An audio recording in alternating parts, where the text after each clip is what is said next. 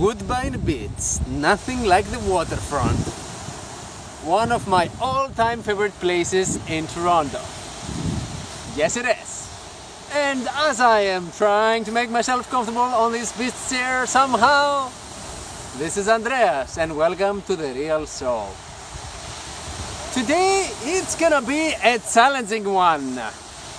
Last time I tried to talk about statistics, the weather was against. So, guess what? For some strange reason, Woodbine Beach is beloved by my daughter, well that's not that strange really, and by a lot of dogs. So this is where we're gonna pause this show and we're gonna change our background, okay? So just like that, just like magic, we're gonna change the background in no time. Well. This is definitely much better than the beach chair. No dogs, kids asleep. It's actually dark as well. It seems that I traveled not only in space but also in time. But let's get back to our discussion. We were about to get into interesting things. Prices, yes. So we saw how the volume of sales this year has gone down by 15.5 approximately percent. So let's see what's been happening with price increase during those 12 years. So between the year of 2006 and the year of 2017, average price of a property sold in GTA on a year basis was actually going up. Every single year the average sold price was up. And I'm going to use some numbers just for the last 3 or 4 years so we can get a good sense of what kind of increase are we talking about.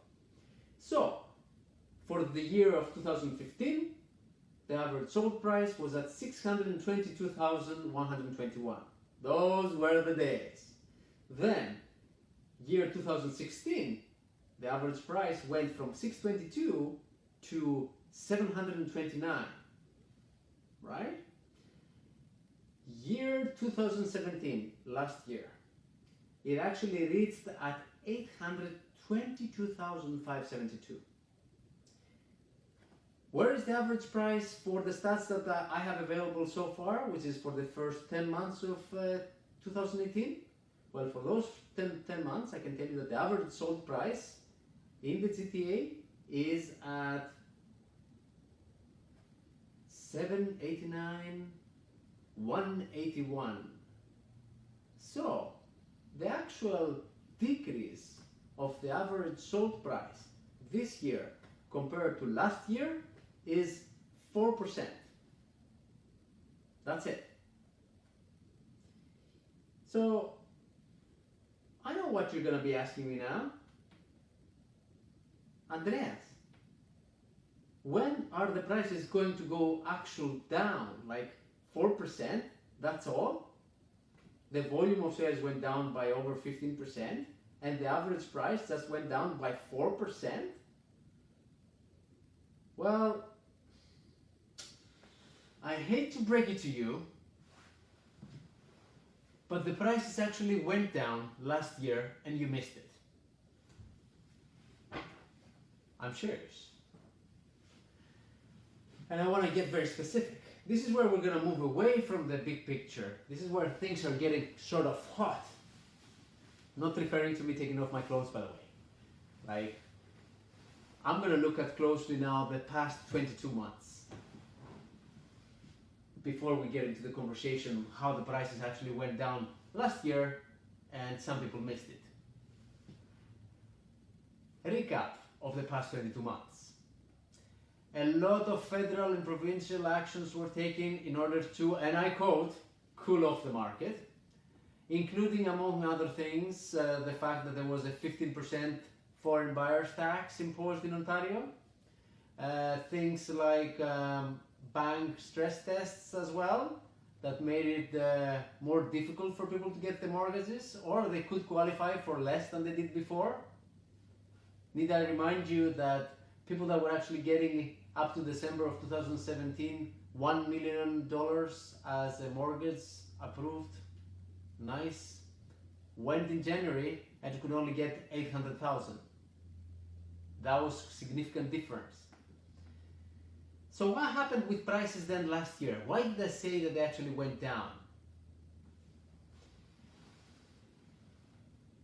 The thing is that overall, if you think about it, with all these legislation changes, actions taken by the federal, the provincial government, and so on, and the banks as well, we all saw this coming.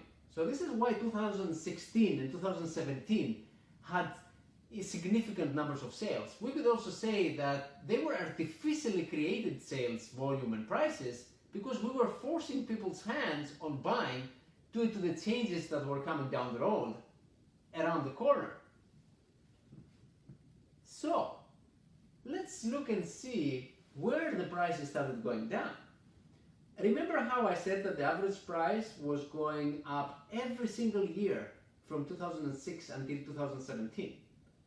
So in 2017, if we look closely on every single month, we will see that, for example, and I want to get the numbers here so that I can be specific, example, that in April of 2017, we reached the higher point in April of 2017 with the sold price being at 918,130 as an average for that month.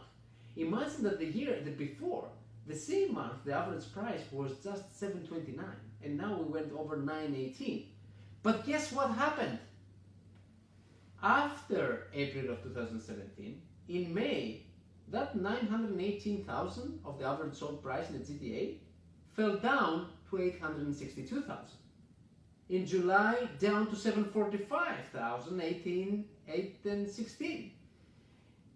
And then it kept falling and falling every single month until December, where it reached the lower point of 734,847. So yes, the average price of 2017 was higher overall as a year compared to the year before.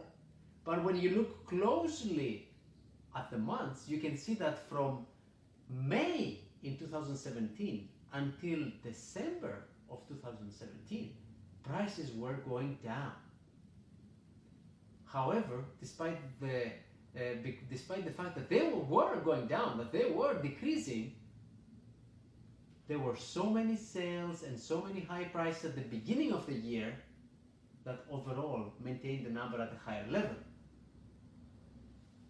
When January comes in of 2018, the price was at 735. So you could argue that it was almost the same with December of 2017. But guess what happens next? Every single month then, in 2018, the prices compared to the month before and even to the year before start going up. So we started in January of 2018 with an average price of just over 735,000, and then the next month we were going to 767, 799. In March we reached 784. In April we went over 800 at 804. In May we went back to 803, so that was very close. And then we reached even in June at 808, 120. So now you're gonna tell me how the price, Andreas. Didn't you say before that the prices were down in 2018 by 4%, and now you're telling us that they were going up every single month? Again, yes, remember, the average for the whole year has gone down by 4% compared to last year, but if you look at every single month, you can see that the prices actually started going up in February, and even more significantly the month after that. So it's now basically getting more expensive to buy. It's actually more expensive to buy now compared to the beginning of the year. This is what I mean when I say that there was a price decrease, but a lot of people missed it. Yeah, and this is typical because, you know, we talk with a lot of people, right? And they say, when do you think that when you ask them the question, when is the best time to buy? They will say to you, when the market is down. Well, I can go and say, so when is the market down? And they'll say now. And I say, no, you missed it, now it's going up. And it goes like now, no, it's up again, and actually this point was actually higher than the one before. So it's all relevant. But overall, I want you to consider this. After all the blows, after all the slaps in the face that this real estate market has faced during the past 22 months, we're still looking at just a price decrease of the average price by 4%. We're seeing the prices going up, and we actually saw the sales going up as well, mind you. After May of this year, if you compare every single month compared to the month of last year, in most cases, the actual volume of sales has gone up as well. Now, it's not enough to cover the gap, right? We had too much of a difference at the beginning of the year of 2018 to cover the gap and actually get to the number of sales that we had last year. If we hit 80, we will be very lucky. I don't think we will.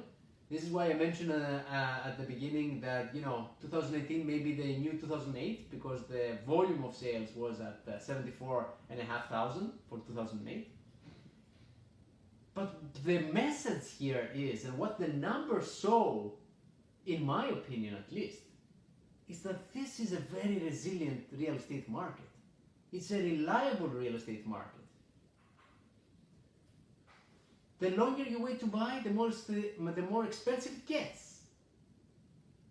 And that's for two reasons. One, because prices seem to be going slowly up. And second, because the interest rates have gone up as well. So if you're getting a mortgage, basically not only you're buying at a more expensive price, but it will actually cost you more to pay off the mortgage you're getting to buy at that higher price. It'll be interesting to see what's going to happen until the end of the year and what's going to happen next year, but the indication and the tendency of the market is that it stabilizes. Now, we may not have crazy price increases like the ones we had the years before, or crazy increases in terms of volume. But this is a stable market, which is, I think, admirable and useful to know. No matter if you're a buyer, no matter if you're a seller, no matter if you're an owner, it's important for you to know that what you own or what you're going to be involved in has a stable value, despite all the controversy and the things that are happening around it. This is it. I promise the show is done. And I hope that you followed it by its very end. And if you have any questions, let me know. If you liked it, that's what this button is there for. Press that, select that thumbs up. Share it with friends that may want to find out what's going on. If you disagree with me, please let me know. And also let me know of any questions or other things that you want to find out. There is a good argument that we were looking at overall what's been happening in the market, and it would be very interesting to look at micro markets or neighborhoods, because that's a very significant factor that anybody should take into consideration. No matter if he's a buyer or a seller, he needs to get the real estate professional that can tell him what's going on in that specific micro market. So maybe we will pick a few markets in the future as well and see what's going on in the specific areas and markets. Stay tuned. Interesting things ahead with Andreas, always here at The Real Show.